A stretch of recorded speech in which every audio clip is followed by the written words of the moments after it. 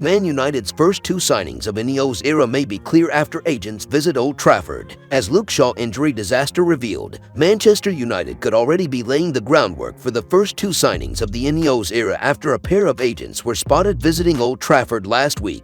The Red Devils need a successful summer transfer window to shake off one of the worst seasons in the club's modern history. Sir Jim Ratcliffe has repeated his intentions to solve United's lackluster recruitment record since becoming co-owner in February. He has made those plans clear with a series of appointments as part of a hierarchy overhaul, with Chief Executive Richard Arnold and Football Director John Murdoch among those to have left. Jason Wilcox left his role as Southampton's Director of Football to become United's new Technical Director last month. Omar Barada will leave Manchester City to become Chief Executive on July 13th. Dan Ashworth has also quit Newcastle United to replace Murdoch as Sporting Director at Old Trafford, although he may not be in place in time to impact this summer. With a new recruitment team in place, United will understand the importance of making a strong start to Ratcliffe's rebuild, and they might not be wasting any time. The M16 Giants are reportedly prioritizing the addition of a new center-back, central midfielder, and striker, with any further activity set to rely on player sales. On Sunday, as United lost 1-0 against Arsenal, the agents of Fulham's Tosin Adarabioyo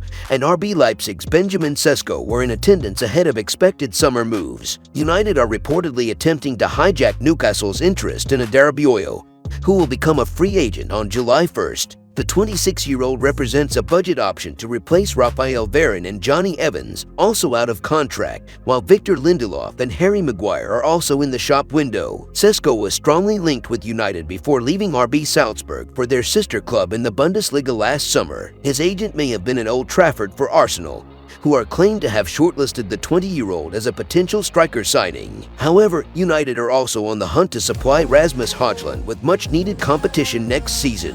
Anthony Martial's contract is due to expire, leaving a gap to fill. Sesko has a $42 million release clause, and Leipzig are said to be planning for life without him. The Premier League appears to be a likely destination, with Chelsea also linked. As part of Ineos' efforts to make United's transfer dealings more efficient and effective, it wouldn't be a surprise if the club were active early this summer. Adarabioyo and Sesko would be good fits. In other news, Erik ten Hag confirms huge injury blow as Man United star faces complicated recovery. Luke Shaw has suffered a setback in his recovery from injury and is now a major doubt to make England's squad for Euro 2024. Shaw had returned to training following a thigh injury, and there was hope he would play again before the end of Manchester United's campaign. The left back has been sidelined since coming off during United's 2-1 win over Luton on February 18th and has missed 15 matches, giving Erik ten Hag a selection headache. United travel to Brighton to finish their Premier League campaign on Sunday before facing Manchester City in the FA Cup final at Wembley the following weekend. Asked whether Shaw and his England teammate Harry Maguire would be available, ten Hag gave a worrying reply on Thursday. "For England, I can't say, it's not up to me," he said. "But for the cup final, we're working on it. Harry Maguire, I think it's a fair chance he will be available. Luke is more complicated. In this moment, I think it's less of a chance that he will make it, but there is still a chance. He had a setback, and now we have to find out how he is." Both United and England are short of options at left back,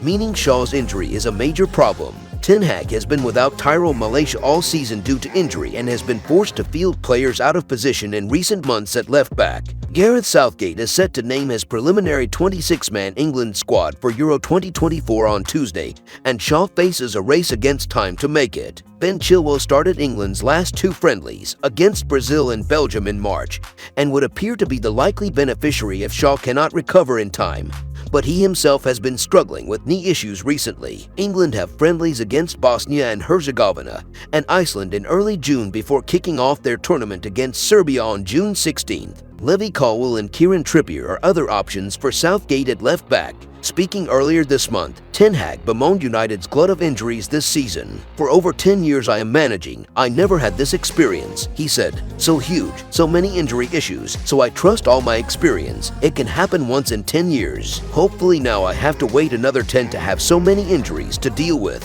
United have plenty to play for on the final day of the season. Despite beating Newcastle 3-2 on Wednesday, they remain 8th in the Premier League table, needing another win over Brighton to compete for European places. Ten Hag could be preparing for his final 2 games as United boss amid uncertainty over his future. "All the issues will only distract us," Ten Hag said. "We know what we're building on and we have to keep this process going, but at the same time we have to win games. The focus for me and the team is those 2 games." If you enjoyed the video, make sure to smash the like button and make sure to subscribe to Man United Hub to get all the latest updates.